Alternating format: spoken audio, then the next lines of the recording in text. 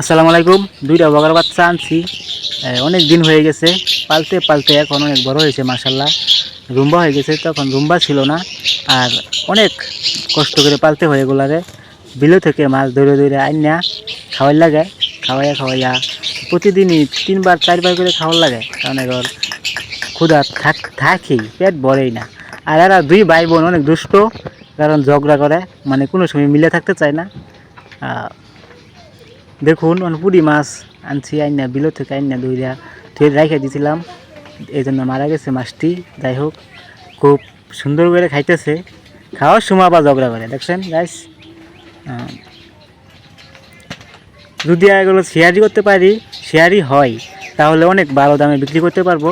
আর যদি শেয়ারি না হয়, উড়ান দেওয়া জায়গা, তা তো গেলই গা, তাহলে তো আর বিক্রি করা গেল না। কারণ যার শেয়ারি হয়, এই বগা দিয়ে আর বগা ধরা যাইব। অনেক বগা শেয়ারি বগার দাম আছে, দাম বেশি গাইস। এই তো এই লাগিয়ে বসে পারাপারি, মানে এর মধ্যে সারাদিনই খাই ঝগড়া, কোনো মিল নাই গাইস। ওই কবে বগা বাচ্চা আনছিলাম বাজারে, ওই আগার থেকে। আর আজকে অনেক বড় হয়ে গেছে মাশাল্লাহ।